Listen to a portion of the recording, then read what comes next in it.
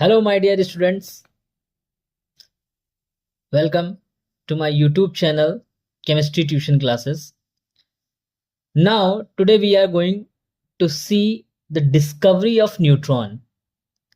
In last video, हम लोगों ने देखा था कि किस टाइप से इलेक्ट्रॉन और प्रोटॉन की डिस्कवरी हुई और उनके अरेंजमेंट यानी एटॉमिक स्ट्रक्चर को लेकर कौन कौन से मॉडल हमारे सामने आए,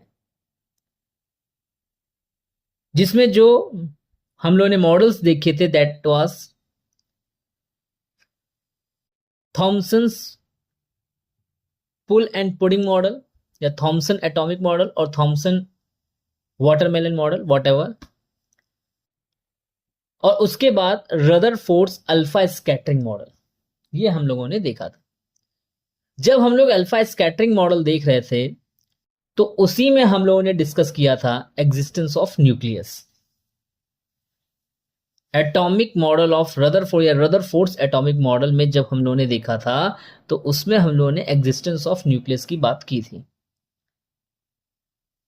जब एग्जिस्टेंस ऑफ न्यूक्लियस का पता चला, अगर आपको ध्यान हो, थर्ड पॉइंट अगर आपको नहीं याद है तो आप मेरे बैक वीडियो में जाकर पहले उस वीडियो को देख लीजिए, तो आपको ये टॉपिक और अच्छे से क्लियर होगा।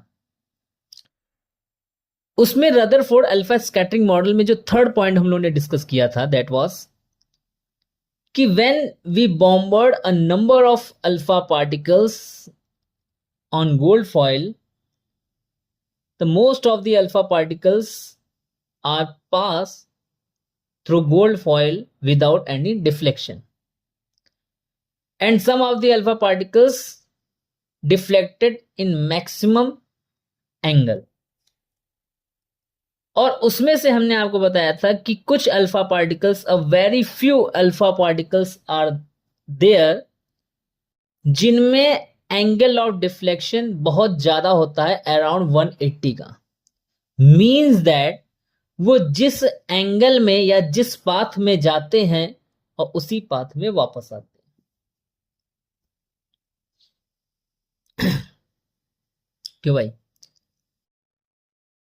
मीन्स दैट वहीं से पता चला था कि उस एटम के ठीक बीचों बीच कोई एक सॉलिड पार्ट है जिसमें उस एटम का ऑलमोस्ट पूरा का पूरा मास सेंट्रॉइड होता है। यहां तक हम लोगों ने देखा था। इसी एक्सपेरिमेंट के बेसिस पर 1932 में साइंटिस्ट जेम्स चैडविक ने एक ऐसे पार्टिकल की डिस्कवरी की जो कि बिल्कुल वैसा ही था जैसा कि रदरफोर्ड ने 1920 में प्रेडिक्ट किया था in their alpha scattering model. बस उसको डिस्कवरी के लिए इन्होंने क्या किया, बेरिलियम का एटम लिया। ठीक है, suppose that this is beryllium atom. Most of the alpha particles we know that pass through this atom without any deflection. Okay,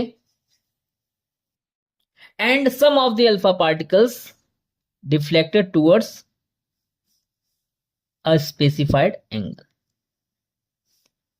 Okay, and very few alpha particles are like that, जो जिस path पर जा रहे थे और इसी path पर वापस आ रहे थे। ओके, तो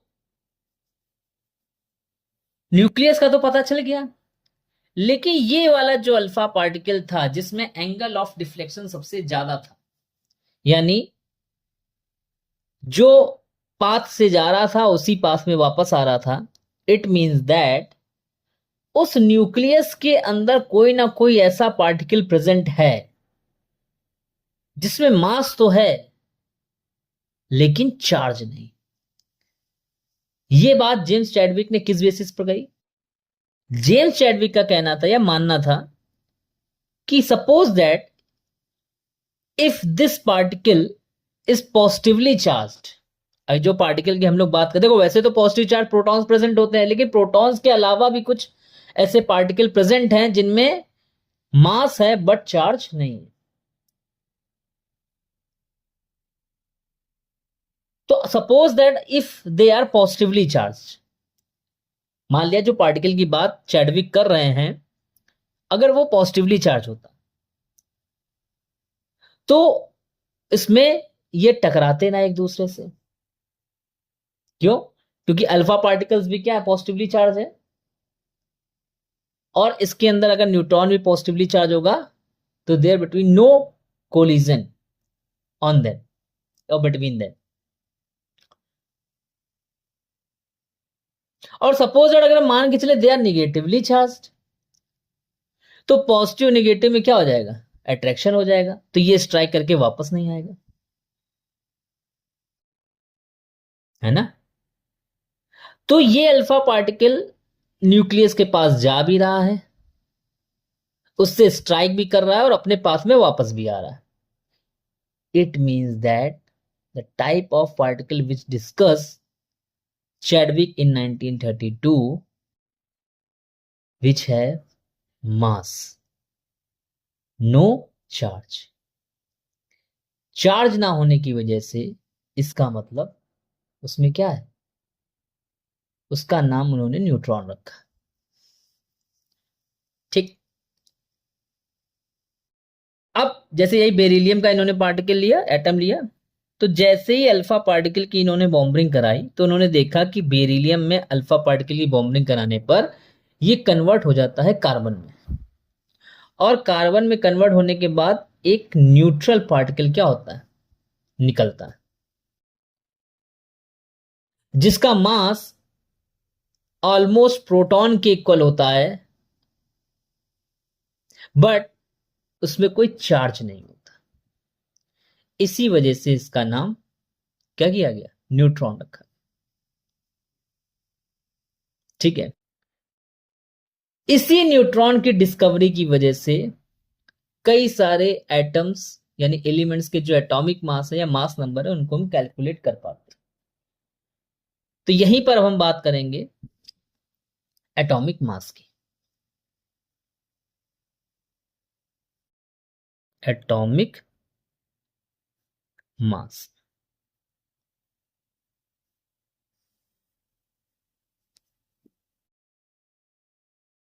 अब देखिए एटॉमिक मास वर्ड से ही मीनिंग क्लियर है। Atomic mass means the mass of atom, that is atomic mass.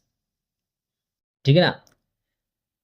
और यही जो एटॉमिक मास होता है, ठीक है ना, we know that according to Rutherford nuclear atomic model, the more almost the mass of the atom is centroid on center of the atom। मतलब कि जो किसी भी एटम का जो मास होता है वो उसके ठीक बीचों बीच, और न्यूक्लियस में क्या होता है, लगभग सारा का सारा मास क्या होता है, सेंट्रॉइड होता है ना। तो वी कैन से दैट कि जो न्यूक्लियस का मास होगा ऑलमोस्ट लगभग लगभग वही क्या होगा, ठीक है, लगभग लगभग, पूरा का पूरा नहीं, लगभग लगभग क्या होगा, वही उस एटम का मास होगा। तो इसलिए हम लोग यहां पर एटॉमिक मास की जगह अगर मास नंबर का यूज करें तो इट इज मोर सफिशिएंट। ठीक है, अब ये मास नंबर कैलकुलेट करते हैं, कैसे करते हैं, तो न्यूक्लियस में बेटा क्या क्या है, ठीक है ना, न्यूक्लियस में क्या क्या है, इसको हम लोग यहां पे ए से डिनोट कर लेते हैं। तो न्यूक्लियस में बेटा प्रोटॉन है और न्यूट्रॉन है, means that the number of proton and the number of neutron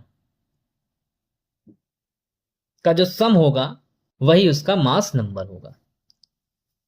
ठीक है, ये मास नंबर आया, ये क्या आया, मास नंबर।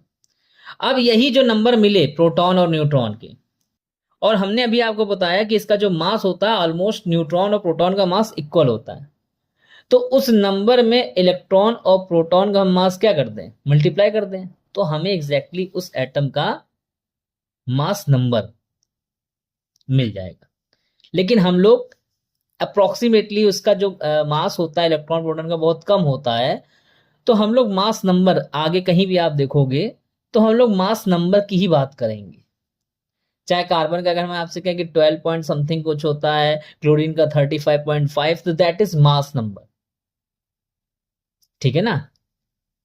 हाँ, एक चीज देखिए, क्लोरीन से याद आ गई कि क्लोरीन का अगर एटॉमिक मास 35.5 है तो 0.5 क्या इसमें कोई न्यूट्रॉन या प्रोटॉन क्या आधा होगा?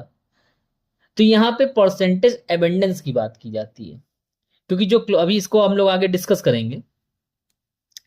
तो mass number is equal to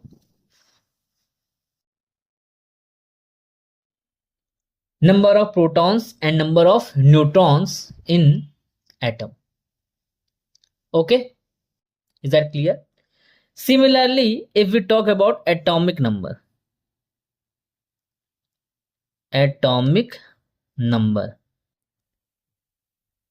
ठीक है, ये एटॉमिक नंबर क्या होता है? एटॉमिक नंबर मतलब उस एटम के अंदर कितने प्रोटॉन या कितने न्यूट्रॉन सॉरी इलेक्ट्रॉन प्रेजेंट है। It is denoted by Z. Z is equal to number of proton और नंबर ऑफ इलेक्ट्रॉन, वही उसका एटॉमिक नंबर होता है। ठीक है, यहीं से बेटा जो कॉन्सेप्ट क्लियर होता है वो ये, कुछ टर्म्स हम लोग यूज करते हैं। सपोज दैट कोई दो एलिमेंट्स हैं और उन दोनों एलिमेंट्स में नंबर ऑफ इलेक्ट्रॉन्स और नंबर ऑफ प्रोटॉन्स क्या है? इक्वल है। Means that they have same atomic number. तो उनको हम लोग बोलते हैं what? They are called isotopes. ठीक है, सेम एटॉमिक नंबर। ठीक है, इसका मतलब they are known as what? Isotopes.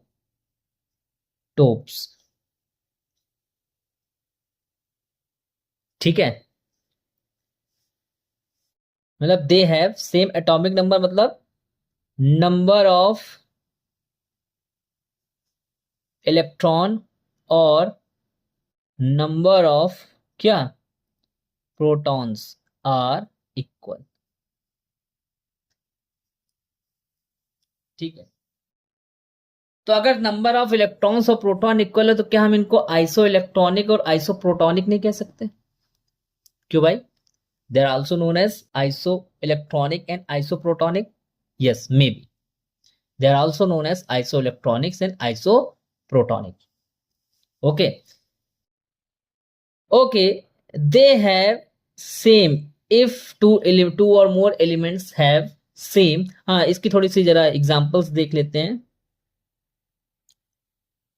जैसे हम लोग बात कर लें हाइड्रोजन, तो 1H1 1H2 और 1H3, hydrogen, deuterium and protium.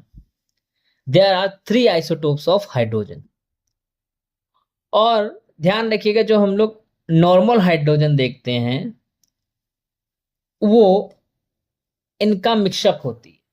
Means that उस नॉर्मल हाइड्रोजन में कुछ परसेंट हाइड्रोजन का होगा, कुछ परसेंट ड्यूटेरियम का होगा और कुछ परसेंट ट्राइटियम का होगा।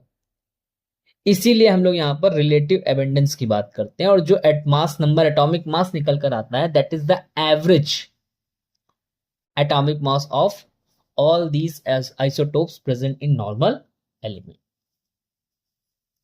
Now, same mass number, same what?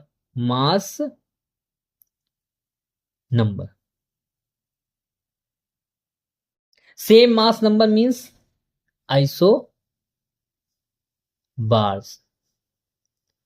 Same mass number means same what?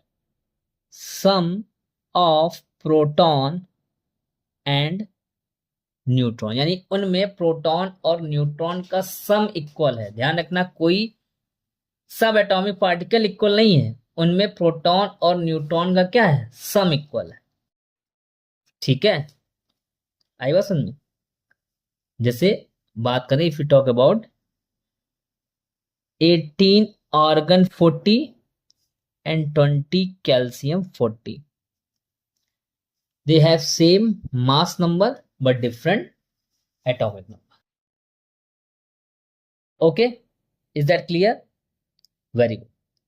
Now same what, same number of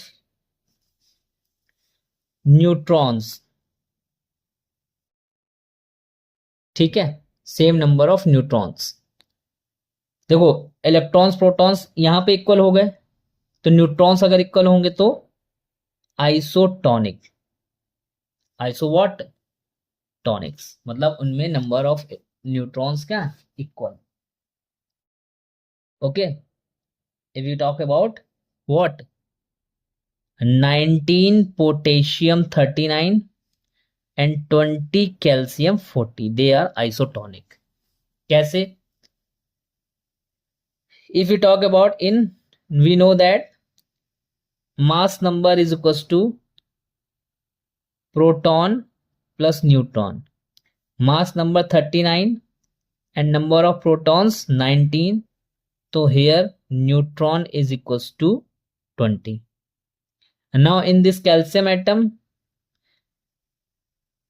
mass number is equals to proton plus neutron. Mass number 40 plus is equals to 20 plus n. So number of neutron is equals to 40 minus 20, which is 20. And they both have 20 neutrons in their atom. So they are isoneutronic or isotones. ठीक है? Suppose that if two species means that different elements which have same difference of number of neutrons and protons. ठीक है, जैसे यहां पे अभी हम लोगों ने सम देखा, प्रोटॉन और न्यूट्रॉन का इक्वल है। ठीक है, okay, same means that same difference of proton and neutron, तो उनको हम लोग बोलते हैं आइसोडाइफर्स, आइसोडाइफर्स। ठीक है, आइसोडाइफर्स। अगर प्रोटॉन और न्यूट्रॉन का सम इक्वल है तो दे आर आइसोबार्स, और अगर प्रोटॉन और न्यूट्रॉन का डिफरेंस इक्वल है सो दे आर आइसोडाइफर्स, आइसोबार्स और आइसोडाइफर्स। ओके, अब इसका एग्जांपल आ जाओ। यस, 6C12 7 and 15, ध्यान रखना 15 which is isotope of nitrogen. In this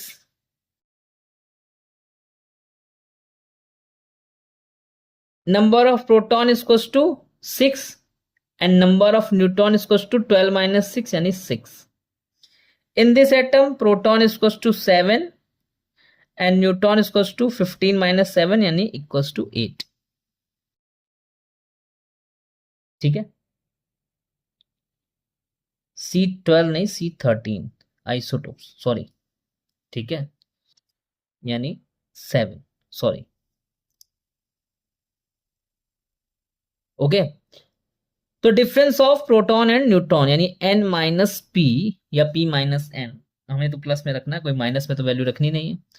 7 minus 6 is equals to 1, n minus p 8 minus 7 is equals to 1. So they both have same difference of proton and neutrons, so they are known as isodiphers. भाई iso पूछ देता है ना, अगर same proton और सम of proton neutron का अगर same है तो आइसोबार्स, और यही अगर पूछ दे तो भाई कि अगर डिफरेंस दोनों का सेम है तो आइसोडाइफर्स। ठीक है, it's okay. Very good. Okay. Now, these are the terms which we use in chemistry for further study. तो अगर कहीं पर आइसोटोप्स बोला जा रहा है तो इसका मतलब आपको समझ जाना चाहिए, इट मीन्स दैट वहां पर क्या हो रहा है, उन दोनों में नंबर ऑफ प्रोटॉन और इलेक्ट्रॉन इक्वल है। कहीं अगर आइसोबार्स मैं वर्ड यूज कर रहा हूं या कोई और यूज कर रहा है, इट मीन्स दैट वहां पर आपसे प्रोटॉन और न्यूट्रॉन का सम इक्वल की बात वो कर रहा है। Similarly if you talk about isotonic, तो same number of neutrons and same difference of proton and neutron, isodiaphers. Okay, आगे देखते हैं अब। हेलो बेटा, अब हम लोग डिस्कस करने जा रहे हैं बोहर्स मॉडल ऑफ एटम। यानी अभी तक जो हम लोगों ने मॉडल डिस्कस किए, या अभी तक जो हम लोगों ने इलेक्ट्रॉन, प्रोटॉन और न्यूट्रॉन की डिस्कवरी की, न्यूक्लियस का एग्जिस्टेंस का पता किया, अब उस एटम के अंदर इलेक्ट्रॉन, प्रोटॉन, न्यूट्रॉन कैसे अरेंज होंगे, उसके लिए हम लोगों ने कई सारे अभी तक एटॉमिक मॉडल देखे। तो उनमें से अब तक का सबसे बेस्ट एटॉमिक मॉडल जो है वो बोहर्स मॉडल बोला जाता है। क्यों? क्योंकि ये काफ़ी हद तक कई चीज़ों को क्लियर कर देता है और इसका मॉडल अब तक का सबसे सटीक मॉडल माना जाता है। क्या कहता है इस मॉडल में? तो सीधा सा मॉडल है, रदरफोर्ड ने बताया था कि जो कोई भी एटम होता है उसके ठीक सेंटर में एक सॉलिड पार्ट होता है। क्या होता है? सॉलिड पार्ट, जिसमें उस एटम का अप्रॉक्सीमेटली पूरा का पूरा मास सेंट्रॉइड होता है, जिसको उन्होंने न्यूक्लियस बोला। तो बोहर ने भी अपने एटॉमिक मॉडल में बताया कि किसी भी एटम के ठीक बीचों बीच क्या होगा? न्यूक्लियस होगा, और उस न्यूक्लियस के चारों तरफ इलेक्ट्रॉन क्या करेंगे? रिवॉल्व करेंगे इन अ पर्टिकुलर एनर्जी लेवल और इन अ सर्कुलर पाथ। ये जो सर्कुलर पाथ हैं जिसमें इलेक्ट्रॉन न्यूक्लियस के चारों तरफ क्या कर रहे हैं? रिवॉल्व कर रहे हैं। इसको हम लोगों ने बोहर ने atomic orbit, energy level, shell या फिर एनर्जी स्टेट्स, ध्यान रखेंगे, ऑर्बिट, एनर्जी लेवल, शेल और एनर्जी स्टेट्स नाम दिए। ठीक है, और हर एक एनर्जी लेवल की अपनी एक फिक्स्ड वैल्यू होती है एनर्जी की। ठीक है, ये था इनका फर्स्ट पॉइंट। फिर क्या बताया इन्होंने बताया while moving in a particular energy level an electron neither loses or gains energy। यानी जब तक इलेक्ट्रॉन एटम के अंदर किसी पर्टिकुलर एनर्जी लेवल में रिवॉल्व करता रहेगा, तब तक ना ही वो एनर्जी का लॉस करेगा और ना ही एनर्जी का गेन करेगा। So we can say that the energy of an electron in a particular energy level always remains fixed or stationary. So we can say that the energy of an electron is quantized। ठीक है, मतलब जैसे कोई suppose that electron है और वो electron किसी atom के सेकेंड एनर्जी लेवल में क्या कर रहा है? रिवॉल्व कर रहा है। तो जब तक वो सेकेंड एनर्जी लेवल में रिवॉल्व करता रहेगा तब तक वो ना ही एनर्जी का लॉस करेगा और ना ही एनर्जी को गेन करेगा। ठीक है, ओके। अब इसके नीचे हमने दो फॉर्मूले बताए। सपोज दैट अगर हमें किसी एनर्जी लेवल की हमको एनर्जी पता करनी है कि उसमें जो इलेक्ट्रॉन रिवॉल्व कर रहा है उसके पास कितनी एनर्जी होगी, तो उसका formula that is En is equal to -RH/Z² upon n²। En energy of that electron, RH that is Rydberg constant, बहुत इंपॉर्टेंट है इसकी वैल्यू बेटा, 2.18 into 10⁻18 joule. Z² atomic number means that the number of protons और electron present in that atom, and the n square, that is the number of energy level in which we calculate the energy of that energy level. ठीक है ना, यानी जिस energy level की हमको energy निकालनी है, फाइंड आउट करनी है, एन की वैल्यू यहां पर वो हो जाएगी. जैसे सपोज दैट हमको फर्स्ट एनर्जी लेवल की बात करनी है तो एन की वैल्यू 1 हो जाएगी. सेकेंड एनर्जी लेवल की एनर्जी निकालनी है तो एन की वैल्यू 2 हो जाएगी. सेम टू सेम 3 के लिए 3 हो जाएगी, फोर्थ के लिए 4 हो जाएगी. इसके बाद अगर हमें रेडियाई निकालनी है किसी ऑर्बिट की या एनर्जी लेवल की, तो उसका भी फॉर्मूला यहाँ पर मेंशन है. R n is equal to 52.9 n square upon Z. N की वैल्यू वही है energy level, number of energy level, Z की वैल्यू एटॉमिक नंबर. यहाँ पे वैल्यू रख दोगे आ जाएगी. जैसे सपोज दैट अगर हमें हाइड्रोजन एटम की बात करें, क्यों? क्योंकि बोहर का जो एटॉमिक मॉडल था वो पूरा का पूरा हाइड्रोजन एटम पर ही बेस्ड था. तो अगर हम हाइड्रोजन एटम की यहाँ पर बात करें तो इसकी एटॉमिक नंबर हो जाएगा 1 और नंबर ऑफ एनर्जी लेवल 1, क्योंकि एक इलेक्ट्रॉन है तो वो फर्स्ट एनर्जी लेवल में ही होगा. तो जब सबकी वैल्यू पुटअप करेंगे तो रेडियस यहाँ पे निकल के आएगी 52.9 पिकोमीटर. ठीक है, इसीलिए इस रेडियस को, यानी हाइड्रोजन के एटम के अंदर जो फर्स्ट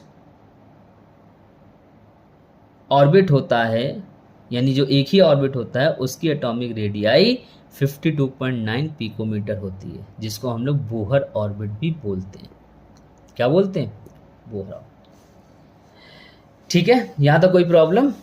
आई थिंक समझ में आया होगा आप लोग को. आगे देखते हैं हम लोग.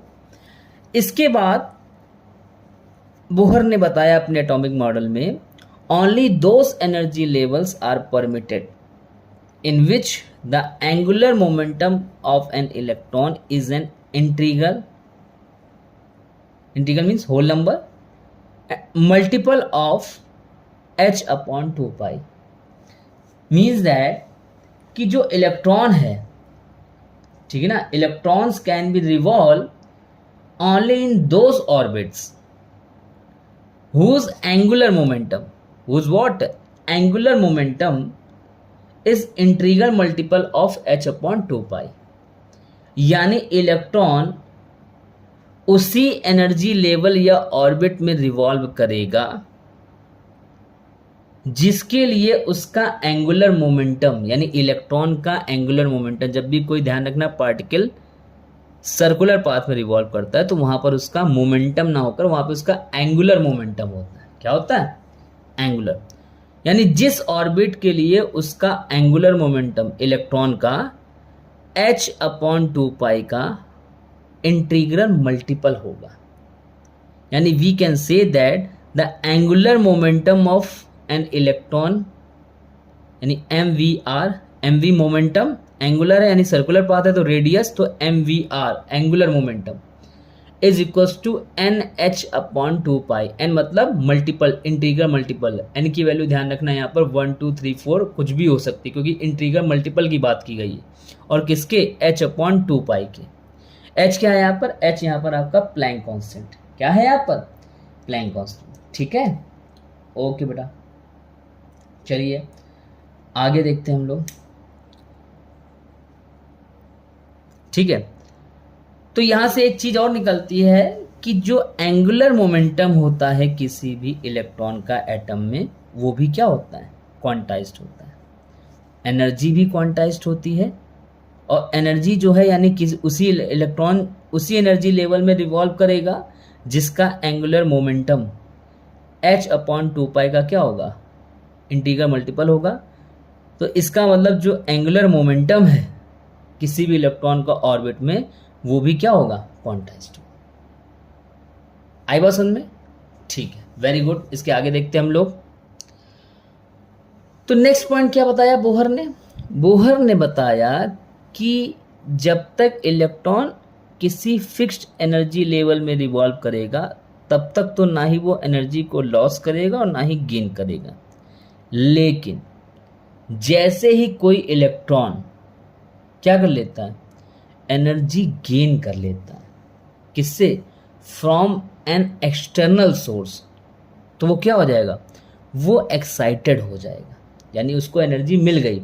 तो अब उसके पास एनर्जी, जो एनर्जी है वो उस ऑर्बिट की रिक्वायर्ड एनर्जी से क्या हो गई, ज़्यादा हो गई। क्या हो गई? तो इसका मतलब इलेक्ट्रॉन क्या हो गया, एक्साइटेड हो गया। क्या हो गया? तो अगर वो एक्साइटेड हो गया तो क्या करेगा, वो अपना एनर्जी लेवल छोड़कर उस एनर्जी लेवल में, उसके ऊपर वाले एनर्जी लेवल में चला जाएगा, जिससे उसकी एनर्जी क्या कर जाएगी, मैच कर जाएगी। अब यही अगर हम इसके अपोजिट बात कर लें, वाइस वर्सा, मीन्स दैट अगर कोई इलेक्ट्रॉन एनर्जी लूज कर देता है या निकाल देता है, तो इसका मतलब एनर्जी क्या, अब इलेक्ट्रॉन क्या हो गया, इलेक्ट्रॉन डी एक्साइटेड हो गया। अब उसके पास एनर्जी कम हो गई, तो वो उस एनर्जी लेवल में, यानी नीचे वाले की तरफ, नीचे एनर्जी लेवल में आने की कोशिश करेगा, जिससे उसकी एनर्जी मैच कर जाए। ठीक है? और ध्यान रखना, ये जो एनर्जी लॉस करेगा ड्यूरिंग डी एक्साइटेड, ठीक है ना, वो हमेशा इलेक्ट्रोमैग्नेटिक रेडिएशन के फॉर्म में ही करेगा। यानी इलेक्ट्रॉन से जो एनर्जी का रेडिएशन होगा, यानी जो इलेक्ट्रॉन एनर्जी को लॉस करेगा in the form of radiation, वो हमेशा किस फॉर्म में होगा, इलेक्ट्रोमैग्नेटिक रेडिएशन। ठीक है? और हायर एनर्जी लेवल से वो लोअर एनर्जी लेवल में आ जाएगा। ठीक है?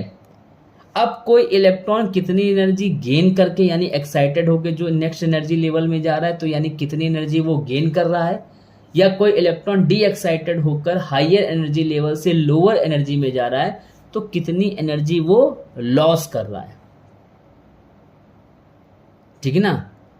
Is always quantized and is equal to, और वो एनर्जी हमेशा किसके इक्वल होगी, the difference of the energies of the two energy levels involve in the transition. यानी सपोज दैट कोई इलेक्ट्रॉन सेकेंड एनर्जी लेवल से एक्साइटेड होकर थर्ड एनर्जी लेवल में चला गया, तो कितनी एनर्जी उसने गेन की, तो हम क्या करेंगे, जो थर्ड एनर्जी लेवल की जो एनर्जी होगी उसमें माइनस कर देंगे सेकेंड एनर्जी लेवल की एनर्जी को। तो जो डिफरेंस आएगा, यानी E3 माइनस E2, वो हमेशा ध्यान रखना वही होगा, वही एनर्जी होगी जो इलेक्ट्रॉन ने क्या की है, गेन की है। इसी के अपोजिट अगर हम लोग बात कर लें कि कोई इलेक्ट्रॉन कितनी एनर्जी लूज करता है जब वो हायर एनर्जी लेवल से लोअर एनर्जी में आता है, तो वही जो डिफरेंस होगा उन दोनों का, वही एनर्जी का क्या हो जाएगा, इलेक्ट्रॉन के थ्रू लॉस हो जाएगा। आई बात समझ में? तो बेटा यहां पर हम लोगों ने बोहर एटॉमिक मॉडल डिस्कस किया है। यहां पर इलेक्ट्रॉन के थ्रू एनर्जी लॉस करने पर, यानी डी एक्साइटेड होने पर जो रेडिएशन हो रहा है वो in the form of electromagnetic radiation हो रहा है। यानी यहां पर आपको एक नया टर्म पढ़ने को मिला, दैट इज इलेक्ट्रोमैग्नेटिक रेडिएशन। तो अब मेरा नेक्स्ट टॉपिक वही होगा, इसको बेटा हम लोग को बहुत डिटेल से पढ़ना है। ठीक है? यहाँ पे इलेक्ट्रोमैग्नेटिक रेडिएशन भी देखेंगे, स्पेक्ट्रम भी देखेंगे, टाइप्स ऑफ स्पेक्ट्रम भी देखेंगे। तो अब हम इसके बाद जस्ट आपको इलेक्ट्रोमैग्नेटिक रेडिएशन पढ़ाएंगे, उससे रिलेटेड सब कुछ। फिर इसके बाद हम लोग बोहर एटॉमिक मॉडल का क्या करेंगे, मेरिट्स एंड डीमेरिट्स डिस्कस करेंगे। क्यों? क्योंकि यहीं पर वर्ड अगर इलेक्ट्रोमैग्नेटिक रेडिएशन निकल कर आया है, तो यहीं पर अगर इसको तुरंत ही पढ़ लिया जाए तो I think that this is better for us. Okay, thank you बेटा वेरी मच। तो नेक्स्ट टर्म पे या नेक्स्ट वीडियो में हम लोग देखेंगे इलेक्ट्रोमैग्नेटिक रेडिएशन। पढ़िए इसको अच्छे से बेटा, और वीडियो अगर आपको अच्छा लगे तो लाइक जरूर कीजिए, सब्सक्राइब कीजिए। ठीक है? और अगर कोई प्रॉब्लम हो, कोई आपको इस टॉपिक में कोई डाउट हो, तो वो आप कमेंट करके मुझसे पूछ सकते हैं, मैं ज़रूर उसको सॉल्व करने की कोशिश करूँगा। ठीक है? Thank you very much. Okay.